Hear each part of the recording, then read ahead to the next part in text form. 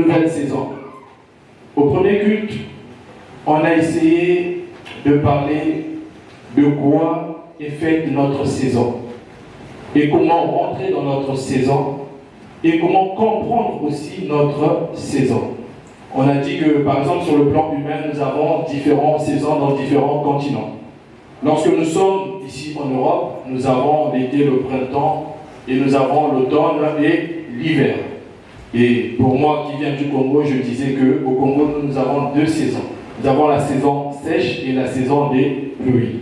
Alléluia. Et j'aimerais continuer en disant que pour rentrer dans une saison, premièrement, ça ne dépend pas de toi. Alléluia. Une saison ne dépend pas de moi, je me lève, paf, je veux changer de dimension, je veux changer. C'est vrai que ça peut être ta décision, mais celui qui nous fait rentrer dans une nouvelle saison, c'est le Seigneur. Alléluia. C'est le Seigneur qui nous fait grâce d'entrer. Il dit que je suis venu pour publier une année de grâce. C'est le Seigneur qui fait grâce à chacun et à chacune. Ce n'est pas tes propres forces. Toi, tu peux te lever pour prendre une décision, oui. Mais est-ce que Dieu accompagne cette décision? Est-ce que Dieu approuve cette décision? Alléluia. Ésaïe 43, à partir du verset 18 jusqu'au verset 21. La Bible nous dit: ne pensez plus aux événements passés et ne considérez plus ce qui était ancien. Voici, je veux faire une chose nouvelle sur le point d'arriver. Ne la connaîtrez-vous pas? Je mettrai un chemin dans le désert et des fleuves dans la solitude. Alléluia. Ici, le Seigneur est en train d'annoncer au travers du prophète Ésaïe à son peuple que je veux faire une chose nouvelle. Et nous savons, lorsque Dieu fait, il ne fait pas les choses à... Lorsque Dieu fait les choses dans ta vie, il ne fait pas les choses à... Dieu fait les choses entièrement. Nous avons vu, par exemple, en Égypte, lorsque Dieu a fait les choses en Égypte, les 10 plaies, ça s'est entendu. Partout, même dans les nations aux alentours, ils ont entendu qu'il y a un Dieu qui a frappé l'Égypte. En ce temps-là, on sait que l'Égypte était la première puissance mondiale, mais lorsque Dieu a frappé la première puissance mondiale, les gens étaient au courant de ce que Dieu avait fait. Donc, lorsque Dieu fait des choses dans ta vie, il ne le fait pas à moitié. Il t'ouvre pleinement les portes. S'il y avait 10 portes fermées devant toi, Dieu les ouvre. Dieu te permet d'entrer dans ta saison. Je disais que celui qui nous fait rentrer dans une saison, ce n'est pas un homme, ce n'est pas toi, ce n'est pas ton père, ta mère, mais c'est Dieu qui permet que tu rentres dans une saison. Alléluia.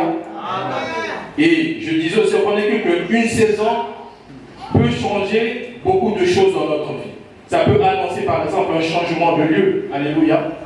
Tu changes de lieu, tu n'es plus à Blois, tu es maintenant à Orléans, tu es maintenant, on va dire, sur Paris. Tu peux même quitter la France. Un changement de pays aussi. Une saison, lorsqu'elle a annoncé aussi, elle change nos habitudes. Si tu avais tout le temps l'habitude de faire certaines choses, ces choses-là ne sont plus. Par exemple, si tu priais 2 minutes, tu peux passer même à 1 heure du temps de prière. Tu peux même passer à 3 heures du temps de prière. Alléluia. Amen. Et des fréquentations aussi. La Bible nous dit de fuir des mauvaises. Parce que, d'accord, nos bonnes mœurs, merci ancienne béti. Alléluia. Et une saison peut aussi annoncer aussi quelque chose, par exemple, comme un changement dans ton église. Alléluia. Tel que nous sommes là, beaucoup de choses changent. Toi aussi, tu peux changer l'église. Alléluia. Ça, ce n'est que sur la vanne de Dieu, je précise bien. Ça ne veut pas dire, sorti de là, ah, le frère Dieu a dit, je dois changer l'église. Non. Sois fidèle là où Dieu t'appelle. Et si Dieu t'appelle à aller rejoindre une nouvelle église, tu peux aller à ce moment-là. Alléluia. Amen. Et nous avons pris le cas d'Abraham. Abraham, à qui Dieu avait donné des ordonnances de quitter son pays, d'aller à Canaan. Mais Abraham, il y a une chose qu'il avait fait. Lorsque Dieu lui avait dit dans Genèse 12, le verset 1, Dieu lui avait dit, va-t'en de ton pays. Abraham, il devait partir de son pays, mais il n'y avait que lui qui devait partir dans la logique, lui et sa femme. Alléluia. Amen. Ça, mais Abraham, au verset 5 de Genèse 12, Abraham va prendre Lot avec lui. Mais Lot n'était pas dans les plans de Dieu à ce moment-là pour Abraham. Alléluia. Amen. Il était question que Abraham aille. Il n'était pas question que Abraham prenne Lot avec lui. Lorsque Dieu te dit d'aller, il donne les ordonnances à toi. Dieu peut te dire que tu dois partir, toi et ta maison. Il ne dit pas ton cousin, il ne dit pas ton frère ou ta soeur qui est à côté de toi. Alléluia. Amen. Lorsque Dieu t'appelle, il t'appelle toi premièrement. C'est ensuite que, de par toi, de par la grâce qu'il va déposer, tu peux emmener les autres à lui. Mais tant que Dieu ne t'appelle pas à apprendre les autres, ne le fais pas. Parce que les autres peuvent faire un désordre dans ton chemin. Alléluia. Dans ta saison, ils peuvent tout faire pour que tu ne sois plus dans la saison que Dieu t'a appelé. Et dans Genèse 12, nous avons vu plus loin qu'il y aura une dispute entre les serviteurs d'Abraham et les serviteurs de l'autre. Abraham, de par la sagesse que Dieu va lui donner, il dira à l'autre, écoute, le pays n'est-il pas grand? Par exemple, la France n'est-il pas grand? Pourquoi toi et moi on va se chamailler? Tu es mon neveu. Va si tu veux partir à Marseille, moi je veux rester sur Paris. Abraham va dire cela à l'autre. Alléluia. Mais Abraham va prendre la décision de se séparer. Ce que j'essaie de dire ici, Abraham, est-ce qu'il va remarquer qu'il avait fait une erreur? Parce que dès le départ, dans le verset 1, nous avons vu que Dieu l'avait appelé à aller lui seul. Et sans doute avec sa femme, mais pas de prendre l'autre. Alléluia. Amen. Dans ta destinée, c'est vrai que tu peux introduire les gens. Ces gens-là, comme je le disais, ça peut t'emmener à l'erreur. Ça peut t'emmener à la destruction. Ici, heureusement, Abraham était sage. Lorsqu'il a commencé à voir ces choses-là, il a fait attention. Il a préféré se séparer. Bien aimé, tant que l'autre est dans ta vie, tu ne peux pas rentrer dans ta saison. Parce que l'autre, ce n'est pas l'autre qui va te poser des problèmes. C'est ce que l'autre possède. L'autre, sans doute, il avait du respect pour son aîné, pour son oncle. Alléluia. Amen. Mais ce n'est pas l'autre qui était le problème. C'était les bergers qui commençaient à se créer des problèmes les uns les autres. Et c'est ce que deux fois nous faisons. Lorsque tu introduis les gens dans ta vie, ces gens-là vont introduire d'autres personnes, ainsi de suite, ça commence à créer des problèmes autour de toi. Deux fois, tu étais ce mois-là avec la personne, tout se passait bien, mais l'autre va introduire quelqu'un dans votre cercle, ça y est, ça commence. Après, la personne va commencer à te tirer, va commencer à te dire, mais tel, tu sais, la personne avec qui tu es, dès le début, il est mauvais, il est comme ça, il est comme ça. Et là, Dieu mettra cette sagesse dans le cœur d'Abraham de dire, écoute, le pays est tellement grand, il y a tellement d'autres endroits qu'on n'a pas encore pu visiter. Choisis où tu veux aller. Bien-aimé, j'aimerais te dire qu'aujourd'hui, l'autre, ça peut être ton péché. Aujourd'hui, l'autre, ça peut être les choses de famille, de coutume. Toutes ces choses qui t'empêchent à entrer dans ta saison. Tout ce qui te retient à devenir ce que Dieu veut que tu sois. Tant que tu ne te débarrasses pas de ça, tu ne peux pas. Bien-aimé, pour rentrer dans une saison de grâce, tu dois commencer par la repentance. J'ai bien aimé le message de l'ancien métier, dimanche. Il faut que tu reconnais en toi ce que tu es pour rejeter, pour devenir quelqu'un d'autre. Tant que tu veux rentrer dans ta saison avec les mêmes habitudes, tu referas les mêmes erreurs, les mêmes erreurs, les mêmes erreurs. Et beaucoup d'entre nous, au jour d'aujourd'hui, nous refaisons toujours les mêmes erreurs. Combien de fois tu tombes? Combien de fois tu demandes pardon? Combien de fois tu dis Seigneur, je ne recommencerai plus? Mais tu continues à faire les mêmes choses, les mêmes choses, les mêmes choses. À un moment donné, il faut te dire, hey, stop. Alléluia. Amen. À un moment donné, il faut dire stop. Je refuse. L'esprit de l'autre. Comme je nous ai dit, ce n'était pas vraiment l'autre le problème, mais c'est ceux qui t'environnent deux fois. Et au chapitre 13, nous verrons que lorsque Dieu va voir que Abraham s'est séparé de l'autre, Dieu va montrer à Abraham c'est quoi maintenant les choses qu'il avait prévues pour lui. C'est lorsque tu te sépares de l'autre, c'est lorsque tu te sépares de tes mauvaises habitudes, de ta vie, de ce que tu es, que Dieu te montre ce qu'il a prévu pour toi. Tant que tu n'es pas séparé de ton péché, tu ne verras pas la gloire de Dieu. Bien que tu peux rentrer dans ta saison, et je le rappelais, une saison lorsqu'elle commence, c'est par rapport à la parole qui est annoncée. Ce n'est pas à l'accomplissement de cette parole, mais lorsque la parole est annoncée, c'est pour ça qu'on aime dire Amen. Parce que je suis en train de recevoir la parole. Alléluia. Une saison, lorsqu'elle commence par rapport à la parole que Dieu libère sur ta vie. L'accomplissement arrive bien plus tard. Maintenant, c'est à toi de choisir comment marcher. J'ai ici de belles fleurs, ici, là. La saison va commencer ici, là. Tu as un parcours jusqu'à l'accomplissement. Maintenant, à toi de choisir où tu veux t'arrêter, où tu veux persévérer. Mais généralement, ce que nous faisons, nous commençons notre saison. Ah, il y a un problème là. Je tends. Alors que je ne suis pas parti au bout de ma saison. Ou tout du moins, deux fois, dès le départ aussi, Dieu te bénit. Tu arrives, tu relâches, j'ai pris la bénédiction, je peux m'en aller. Alléluia. Deux fois, c'est ce qui se passe. Or, la première bénédiction ne veut pas dire que Dieu a fini de te bénir. La première bénédiction ne veut pas dire que Dieu cessera de te bénir. Alléluia. Dieu nous bénit, nous bénira toujours. Parce qu'il a un Père pour nous. Et bien aimé, je voulais parler des critères qui nous font rentrer dans notre saison. Alléluia. Les critères qui nous font rentrer dans notre saison. On va prendre le livre de Jacques.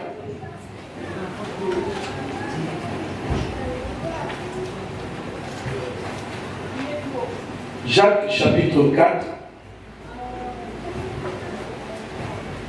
13 à 15.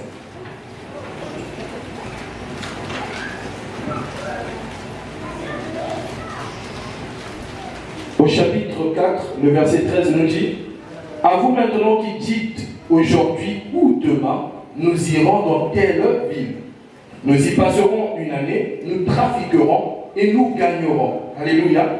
Toi qui te dis, aujourd'hui ou demain, je dois aller faire ça. Alléluia. Le verset 14. Vous qui ne savez pas ce qui arrivera demain, tu ne sais pas qu'est-ce qui t'attend demain. Tu ne sais pas comment ta saison va se passer. Qu'est-ce qui est votre vie? Vous êtes une vapeur qui paraît pour un peu de temps et qui ensuite disparaît. Le verset 15 nous dit: vous devriez au contraire, si Dieu le veut, nous vivrons et nous ferons ceci ou cela.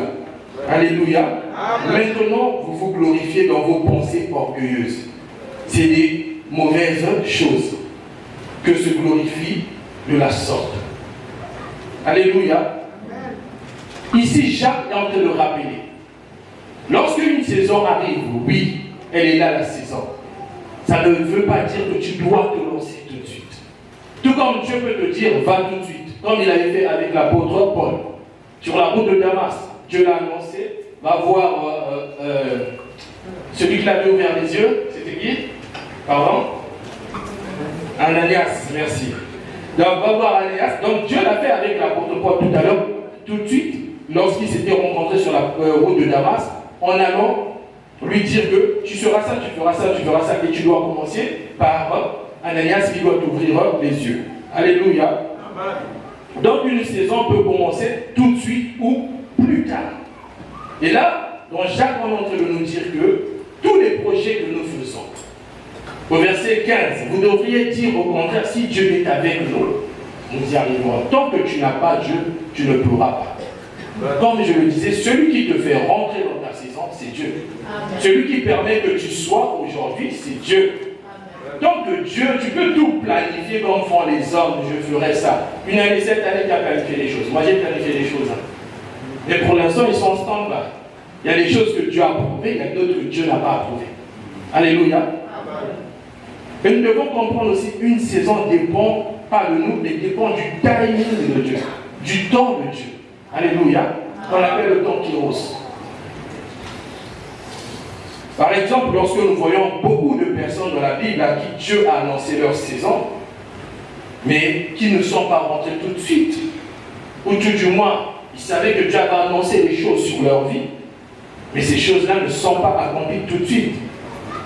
Nous avons le cas de Joseph. Par exemple, Joseph a attendu 3 ans de la date où il avait eu des visions jusqu'à ce qu'il part chez Potiphar et puis chez Pharaon. Il a attendu 13 ans. Nous avons le cas d'Abraham pour la naissance d'Isaac. Il a attendu combien? Pour ceux qui lisent la Bible.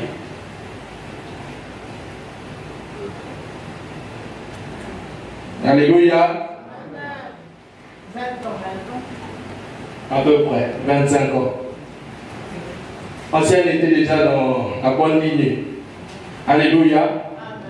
Il a attendu autant d'années pour avoir Isaac. Nous connaissons aussi David. David savait qu'il était roi, il a été roi à 17 ans, mais il est devenu roi, si je ne me trompe pas, à 30 ans. Donc pratiquement 17 ans, 13 ans pardon, qui s'est écoulé. David a attendu 13 ans. Et nous connaissons aussi Jésus. Jésus, pour commencer le ministère, il a attendu carrément 30 ans aussi. Donc ça ne veut pas dire que tu n'es pas dans ta saison. Je disais qu'une saison, lorsqu'elle commence, tu saisis la parole qu'on libère pour nous. Tu la prends pour toi.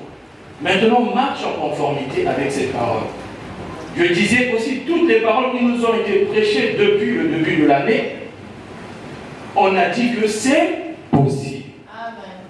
Je suis passé ici pour prêcher, mes aînés dans la foi sont passés ici pour nous prêcher, en disant que c'est possible. Mais qui a cru que c'est possible? Amen. Vous voyez? Là, il y a que peut-être 4 personnes qui ont dit Amen. Toi, tu ne crois pas que c'est possible, c'est ton problème. Ah oui, c'est ton problème. Moi, je crois que c'est possible. Pour ma vie, c'est possible. Pour mes projets, c'est possible. Pour ma famille, ma maison, c'est possible. Vous voyez des fois l'incrédulité, comment ça nous fait? Si nous disons Amen, ça veut dire que tu reçois, tu es en train de recevoir. Ne doute jamais la parole que Dieu libère. Amen. Même si c'est un frère qui vient te donner la parole, même si c'est le pasteur, ne doute jamais. Même si la personne n'est pas qualifiée. Toi, prends ce que tu dois prendre. Dis-toi que la parole, elle est pour moi. Donc je disais, il y a plusieurs personnes à qui Dieu a annoncé des choses, mais ces choses ne se sont pas faites tout de suite. Pourtant, ces gens-là étaient dans leur saison. Et nous devons savoir, bien aimés, des choses qui nous font rentrer dans une saison peuvent aussi nous détruire aussi. Alléluia. Les mêmes choses qui te bénissent aujourd'hui peuvent aussi te détruire si tu ne fais pas attention. Beaucoup d'entre nous, de fois, Dieu va te dire quelque chose. Comme je le disais avec Abraham, heureusement il avait fait attention. Sinon l'autre, c'était pas le problème, c'était pas l'autre, mais c'était ses serviteurs. Entre les serviteurs, ça commençait à se bagarrer. Non, ça c'est le mouton de Mohamed, ça c'est le mouton d'Abraham, non. Donc, de fois, certaines choses que nous introduisons dans notre vie peuvent détruire notre saison, peuvent détruire notre vie. Alléluia.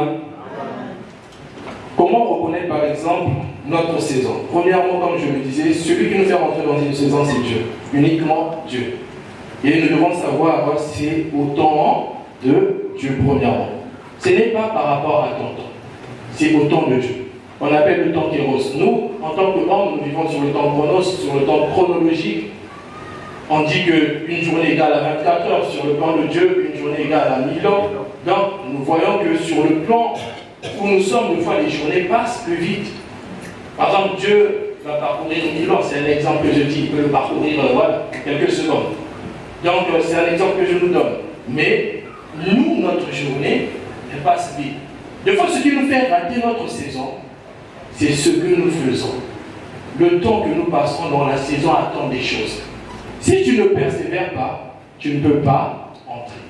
Tu ne peux pas arriver au bout. Alléluia. Amen. Il est question d'attendre le temps de Dieu, comprendre si c'est le temps de Dieu, si c'est ce que Dieu veut, comment il va le faire, quand il va le faire. Ça ne veut pas dire que tout de suite, voilà, Dieu a parlé, ça veut dire oui, ça peut être le cas, mais des fois, ce n'est pas le cas. Tu dois toujours demander si c'est ce que Dieu veut. La Bible nous dit qu'il fait toutes choses belles en son temps. La deuxième des choses que je dirais, qui nous fait reconnaître que c'est notre saison, je le disais, notez bien aimé, ça peut te faire sortir. Des fois, le temps où tu te dis c'est le temps, mais on a l'envie aussi, tu peux aller finir par être détruit. Ou tu peux commettre des erreurs. Et ici, la deuxième chose, ce sont les paroles dites ou prononcées sur notre vie. Alléluia. Amen. Job 33, le verset 14 nous dit que Dieu parle tantôt d'une manière, tantôt d'une autre. Les paroles dites, ce sont des paroles de foi, de pardon. Je peux te dire, mon frère, Dieu va bientôt te bénir. Des fois, ça peut être sur le ton de la rigolade. Mais, des fois, tu ne te rends pas compte. Dieu est juste passé par moi pour t'annoncer ce qui va arriver. Alléluia. Amen. Il y a où lui-même, il va te parler. Mais il y a des fois que par l'homme, Dieu peut te parler. Mais par deux fois, les blagues que nous nous faisons, je te rends pas compte, tu peux libérer une belle parole qui bénit l'autre, qui va faire entrer l'autre dans sa saison. C'est pour ça qu'on dit que la vie est le pouvoir de la langue. Tu peux bénir tout comme tu peux maudire. Donc, la parole qui peut sortir d'une personne, ça peut t'annoncer ta saison, tout comme aussi, ça peut aussi te maudire. Donc, si tu ne fais pas attention, tu peux aussi passer à côté de ta saison. Donc, pas toujours que Dieu te parle, non. Dieu peut te parler de par ton pasteur, de par les anciens, de par la prophétesse, de par un frère, de par une soeur, pour t'annoncer ta saison. Et toi, tu vas attendre, mais le timing, le temps de Dieu, c'est quand? Alors que Dieu t'avait déjà parlé. Alléluia. Amen. C'est pour ça, saisissons toutes les paroles qui sortent de la bouche des personnes, des paroles bienfaisantes. Et la troisième chose de foi qui annonce notre saison, c'est la prophétie. Alléluia. Ici, la prophétie, c'est Dieu qui te parle directement. C'est différent des paroles prononcées par la bouche des gens. Alléluia. Ça peut être une prophétie, oui, j'en discorde pas. Mais la prophétie vient directement de Dieu et uniquement de Dieu. Alléluia. Dans Habakkuk 2, le verset 3, on nous dit, même si elle tarde, attends-la. Deux fois, lorsque nous recevons une prophétie, on s'en lasse. On se dit, oh, c'est seulement Dieu qui a parlé. Mais tu ne sais pas quand est-ce que ça va arriver. Tu ne sais pas quand est-ce que Dieu va parler. Tu ne sais pas ce que Dieu va faire. Alléluia. Même les prophéties qui sortent ici dans cette église, ne les sous-estimez pas. Il y a beaucoup de prophéties qui sont sorties ici, qui sont arrivées. Ah oui, il y a beaucoup de prophéties. La parole de Dieu, lorsque nous l'écoutons, ça ne doit pas seulement rentrer d'une oreille et ça sort de l'autre. Non, on doit retenir. Ça nous fait rentrer dans notre saison. Amen. La prophétie. C'est pour ça que la Bible nous dit d'examiner les prophéties. Il y a des prophéties qui sont vraies, il y a des prophéties aussi qui sont fausses. C'est pour ça que je disais les mêmes choses, ça peut t'emmener à la vie, ça peut t'emmener aussi à la mort. Et la quatrième des choses, c'est les choix que tu fais. Alléluia. Le choix que tu fais. Joseph, il avait fait le choix de ne pas se souiller, de ne pas devenir impur avec la femme de Potiphar. Et cela lui a coûté la prison. La prison, il avait la rencontre des deux serviteurs de Pharaon. Et les chansons plus tard parlera de lui à Pharaon. Et Joseph va devenir gouverneur. Deux fois, le choix que tu fais, ça peut être un choix où tu dis que ça va m'emmener sur un chemin où je veux souffrir. Oui, c'est pour le bien de toi, de ta famille, de ta maison. C'est pour ton bien. Mais on ne s'en rend pas compte. Alléluia. On ne s'en rend pas compte. Le choix que tu fais, deux fois, il est déterminant pour ta saison. Joseph avait refusé l'impudicité. Il pouvait, bien que Potiphar l'avait confié tous les biens de sa maison, Joseph avait dit non. Parce que pour lui, ce n'était pas ça. Mais imaginez-vous, Joseph, on est couché avec la femme de Potiphar. Il allait prendre goût tous les jours maintenant, il allait rester dans cette maison. Et ça n'allait pas se faire connaître. Il a fallu que la femme aille dénoncer pour qu'on le jette en prison. Parce que c'était sa saison. La cinquième des choses, le choix est différent de la décision. Alléluia. Le choix vient de toi. La décision aussi vient de toi. Alléluia. C'est la décision, la cinquième des choses, que tu prends. Alléluia. Le choix, tu peux choisir tout de suite. Mais une décision, ça peut attendre. Alléluia. Ça peut être tout de suite aussi, je me décide, oui. Mais ça prend aussi du temps. Le temps de voir la chose, le temps d'avoir connaissance avant de te décider. Alléluia. Et dans Ruth 1, on nous parle d'un homme. Ruth 1 nous parle d'un homme. Cet homme-là qu'on appelle Elimelech, il avait tout pour lui. Alléluia. Rien que de son nom, ça voulait dire quelque chose. Dans la Bible, il y a beaucoup de personnes, lorsque nous voyons qui portaient des noms comme Achimélec, Méchisédek, etc., Elimelech, c'était des gens qui avaient des rangs élevés. C'était comme des bourges, comme on dit. Ce homme-là, lorsque la famine va arriver à Bethléem, qu'est-ce qu'il va faire? Il va prendre toute sa richesse, sa famille, ils vont aller séjourner au Moab. Alors que la famine est en train de frapper, toi tu as une richesse, c'est peut-être le temps pour que tu bénisses l'église, c'est peut-être le temps pour que tu bénisses la ville où tu es. Toi tu as quelque chose, mais tu préfères Deux fois, il y a des bénédictions que nous recevons de la part de Dieu, c'est pour bénir l'autre seulement. Ta saison, c'est tout simplement pour faire du bien à l'autre. On ne s'en rend pas compte.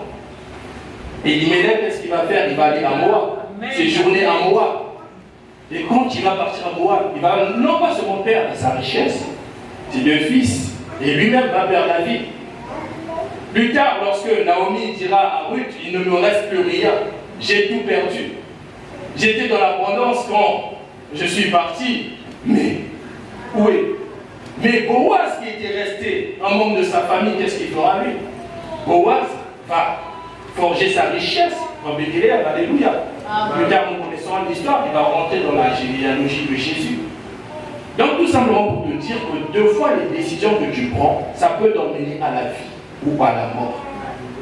Ça ne veut pas dire que tu n'es pas dans ta saison. Apprends tout simplement à discerner les choses. Sixièmement, ce sont les personnes que nous rencontrons. Ces personnes-là, ça peut être un ami, une amie. Même ta femme peut te faire perdre ta saison. Eh oui, ton ami peut te faire perdre ta saison. On ne s'en rend pas compte. Deux fois, ta saison est là, mais ta femme est en train de dire non, non, non, non. Ou l'ami qui est là, non, je vais aller à l'église. Aujourd'hui, je sens le désir d'aller à l'église. Mais tu ne te rends pas compte que l'autre va te dire non, j'avais prévu le cinéma pour nous. Le cinéma, l'église. L'église aussi, si je parle, je vais entendre l'ancien parler, le frère de Belle, le pasteur, la prophétesse. Autant aller au cinéma, on va aller se divertir. Non! Dieu est en train de te parler, vas-y, peut-être il y a quelque chose pour toi. Combien d'entre nous, deux fois, ça bouillonne dans nos cœurs le désir d'aller à l'église, mais quand tu vois encore le temps, il fait chaud, il fait ci, il fait ça. Et tu perds. Il y a des choses que deux fois nous perdons. Je disais qu'on ne sait pas quand est-ce que Dieu va agir. Il fait ce qu'il veut. Si c'est là, il va agir. Si c'est plus tard, il va aussi agir plus tard. Deux fois, le jour où tu sens ce désir-là d'aller à l'église, tu ne sais pas ce que Dieu va faire. Mais puisque tu ne prends pas la décision. Et la septième chose, c'est la parole de Dieu. Alléluia. Amen. Tu dois méditer la parole de Dieu. La parole de Dieu te pousse à rester dans ta saison. Lorsque tu vas lire David qui a attendu, Abraham qui a attendu, tout ce monde-là, tu te dis, moi aussi je vais attendre. Amen. Moi aussi je prends cette parole. Je prends ce que eux ils ont vécu. Je veux la méditer. C'est pour ça que la Bible dit, médite la parole jour et nuit. Tant que tu ne médites pas la parole jour et nuit. Bien aimé, j'aimais pas la parole, j'aimais pas la prière. Mais le Seigneur m'a fait comprendre ces choses sont bien pour toi. Amen. Tu vas aller loin avec Dieu, c'est d'abord la parole. Le premier moyen où Dieu nous parle, c'est dans sa parole. Les prophéties, après les autres choses, ça vient après, mais la parole. Rien que si vous avez des Bibles, si vous ouvrez une page biblique là, vous verrez, Dieu est en train de te parler. Mais puisque des fois tu ne vas pas aimer ce qu'il est en train de te dire, s'il te dit sanctifie-toi, ôte ton péché, fais ça, tu refermes tout de suite. Non, prends-la pour toi. Je disais, l'autre doit quitter dans ta vie pour que tu entres dans ta saison. Des fois Dieu est en train de te dire renonce à ça pour que je te fasse rentrer dans ça. Amen. On ne s'en rend pas compte. Et c'est par là que je terminerai. La huitième chose, c'est le Saint-Esprit. Beaucoup n'arrivent pas à travailler avec le Saint-Esprit. Beaucoup ne sont pas amis avec le Saint-Esprit. Beaucoup n'aiment pas la personne du Saint-Esprit. Dernièrement, ma femme me posait la question, est-ce que on a tendance à minimiser la personne du Saint-Esprit, le sous-estimer? Il a dit, c'est parce que nous ne connaissons pas sa vraie valeur. Il est au même titre que Jésus le Père. Amen. Parce qu'on se dit, ouais, le Saint-Esprit, quand il est en nous, c'est vrai qu'il ne parlera pas de lui-même, mais il parlera de Jésus. On se dit, voilà, on ne doit pas l'accorder l'importance. Non, Dieu ne t'a pas donné le Saint-Esprit en vain. Amen. Il était au commencement, il sera à la fin. Il sait comment tu as été créé. Il sait quels sont les défis que tu vas rencontrer dans ta saison. C'est lui qui te dira aussi si c'est le temps, si c'est pas le temps. C'est lui qui va te dire, va, non, ne va pas. Mais ça, nous oublions. Nous n'aimons pas travailler avec le Saint-Esprit. Et on nous dit, il convainc du péché et du jugement. Dans tout ce que tu vas faire sur ta marche, dans ta saison, il va te dire, non, c'est pas bon, sans te faire sortir. Crois que c'est pas bon. Change. Mais nous n'aimons pas changer. Le Saint-Esprit t'accorde le discernement. C'est là où tu vas vraiment te dire, ah non, là Dieu ne veut pas. Dieu me dit, c'est pas encore le moment. Oui, Dieu me dit que d'aller, c'est le moment. Faisons attention. C'est possible 2025, oui. Mais depuis le 1er janvier, comme je le disais, jusqu'à cet instant, le 15 juin, qu'est-ce que nous avons reçu? Es-tu rentré dans ta saison ou tu n'es pas rentré dans ta saison? Merci ancienne. Es-tu rentré dans ta saison ou tu n'es pas rentré dans ta saison? Alléluia. Amen. Où est ta saison? Es-tu en train de perdre ta saison? Ou es-tu en train d'hésiter encore à rentrer dans ta saison? Alors que c'est possible pour toi. Ton mariage est possible. Tes finances sont possibles. Ton ministère c'est possible. Exceller dans les domaines de l'église c'est possible. La guérison de ton père c'est possible. Tout ce que tu désires cette année c'est possible. Mais dans quoi veux-tu exceller? Tu préfères rester au point B, ne pas parcourir ce long chemin qui va t'emmener à l'accomplissement?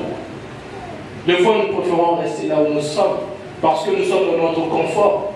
Mais Dieu nous appelle à sortir du confort où nous sommes. Connaître les hauts et les bas pour être glorifiés. Alléluia. Amen. Nous allons nous lever, bien-aimés. J'aimerais prier pour des personnes qui veulent rentrer dans leur saison.